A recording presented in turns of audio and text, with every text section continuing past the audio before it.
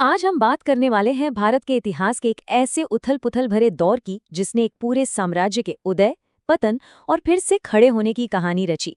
हम बात कर रहे हैं मुगल साम्राज्य के शुरुआती 30 सालों की। 1526 से लेकर 1556 तक का ये सफर बेहद दिलचस्प है। तो चलिए बिना देर किए इस ऐतिहासिक सफर पर निकलते हैं। इस विश्लेषण में हम मुगल साम्राज्य की नींव, बाबर की विजय, उसके योद्धा और विद्वान रूप, हुमायूं की दोहरी चुनौतियों और अंततः हार, निर्वासन और उसकी वापसी पर संक्षेप में नजर डालेंगे। शुरुआत करते हैं मुगल साम्राज्य की नींव से। ये समझना बहुत जरूरी है कि आखिर इस विशाल साम्राज्य की शुरुआत हुई कैसे और उस वक्त भारत की राजनीतिक स्थिति क्या थी। 1526 से ठीक पहले दिल्ली सल्तनत काफी कमजोर पड़ चुकी थी। कोई एक बड़ी ताकत नहीं थी जो पूरे देश को बांध कर रख सके। आपसी फूट और राजनीतिक विखंडन ने एक ऐसा खालीपन, एक ऐसा सत्ता का शून्य पैदा कर दिया था जो किसी भी बाहरी आक्रमणकारी के लिए एक खुला न्योता था। और इसी न्योते का फायदा उठाया ज़हीरुद्दीन मोहम्मद बाबर ने। इनकी पृष्ठभूमि बहुत ही खास थी। ये तैमूर और चंगेज खां दोनों के वंश से ताल्लुक रखते थे। जरा सोचिए, महज 11 साल की उम्र में इस शख्स ने फरगना जैसी रियासत की बागडोर संभाल ली थी। काबुल को जीतने के बाद बाबर की महत्वाकांक्षी नजरें सीधे भारत की ओर मुड़ गईं। पंजाब के गवर्नर दौलत खां लोधी के बुलावे पर बाबर भारत तो आ गया, लेकिन असली इम्तिहान अभी बाकी था। 1526 में पानीपत के मैदान में उसका सामना हुआ इब्राहिम लोधी की विशाल सेना से। लेकिन बाबर के पास दो सबसे जरूरी चीजें थीं। पहला, आधुनिक तोपखाना और दूसरा, बेहद अनुशासित घुड़सवार सेना। लोधी के पास इन तोपों का कोई जवाब नहीं था। बस यहीं से लोधी वंश का खात्मा हुआ और भारत में मुगल साम्राज्य की नींव पड़ गई। अब आते हैं बाबर की लगातार विजय पर। पानीपत की जीत कोई तुक्का नहीं थी, बल्कि ये एक बहुत बड़े सिलसिले की महज शुरुआत थी। अगर हम इन 4 सालों को देखें तो बाबर की रफ्तार देखकर सच में हैरानी होती है। 1526 में पानीपत जीतने के बाद वो बिल्कुल नहीं रुका। अगले ही साल 1527 में खानवा के युद्ध में उसने ताकतवर राजपूत शासक राणा सांगा को हराया। फिर 1528 में चंदेरी में मेदिनी राय को मात दी और 1529 आते आते घाघरा में अफगान सरदारों को भी हरा दिया। महज 4 साल के अंदर उसने एक एक करके हर बड़े खतरे को जड़ से खत्म कर दिया। इन ताबड़तोड़ जीतों का नतीजा क्या हुआ, वो आप इस नक्शे पर देख सकते हैं। कुछ ही सालों के भीतर पूरे उत्तरी भारत के एक बहुत बड़े हिस्से पर मुगल सत्ता मजबूती से स्थापित हो गई। ये एक बहुत बड़े साम्राज्य के केंद्रीकरण की शुरुआत थी।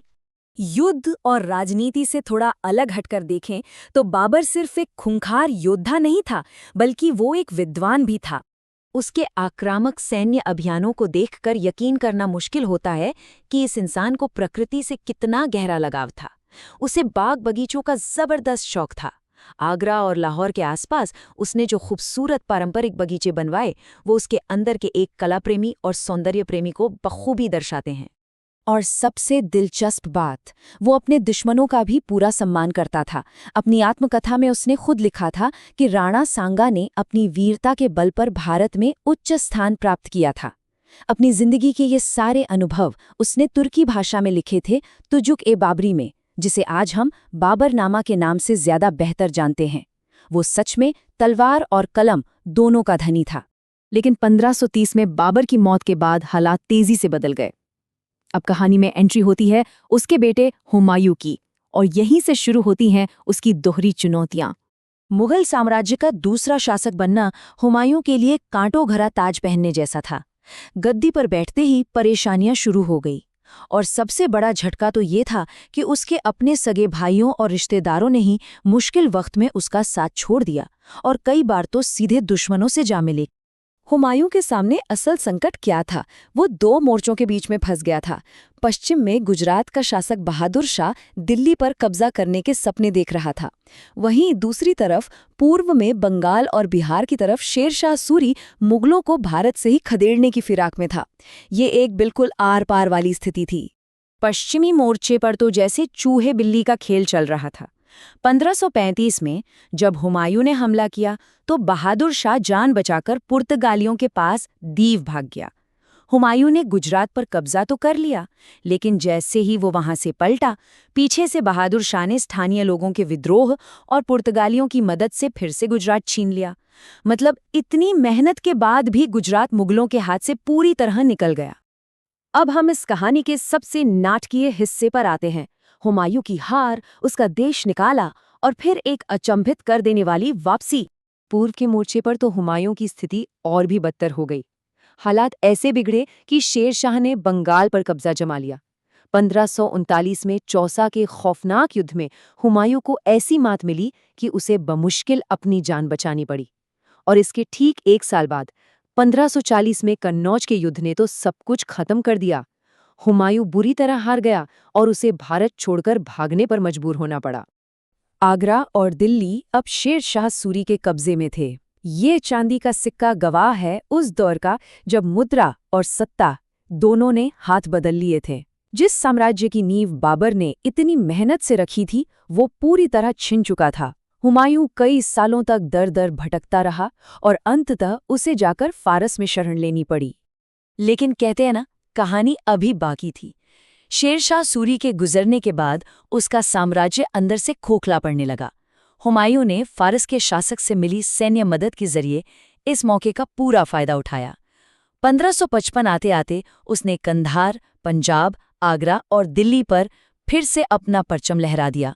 दिल्ली लौटकर उसने एक मदरसा और ग्वालियर में एक पत्थर का किला भी बनवाया। लेकिन तकदीर का खेल देखिए, इतनी मुश्किल से वापस पाया गया ये साम्राज्य हुमायूं के नसीब में ज्यादा दिन नहीं था। अगले ही साल 1556 में वो अपनी ही लाइब्रेरी की सीढ़ियों से फिसल गया और उसकी मौत हो गई। आज दिल्ली में मौजूद ये बेहद खूबसूरत हुमायूं का मकबरा उसी की याद में बनवाया गया था, जो मुगल वास्तुकला का एक बेहतरीन शुरुआती नमूना है। खून पसीने से खड़ा किया गया, फिर पूरी तरह गंवा दिया गया और फिर वापस छीना गया। मुगल साम्राज्य के शुरुआती 30 साल इतिहास के सबसे नाटकीय अध्यायों में से एक हैं। लेकिन ये पूरी कहानी हमें एक बहुत ही गहरे सवाल के साथ छोड़ जाती है। क्या ये नींव जिसे बाबर ने रखा और हुमायूं ने जैसे तैसे बचाया इतनी मजबूत थी कि आने वाली कई सदियों के इतिहास का भार उठा सके? इस सवाल के साथ ही हम आज का ये सफ़र यहीं समाप्त करते हैं।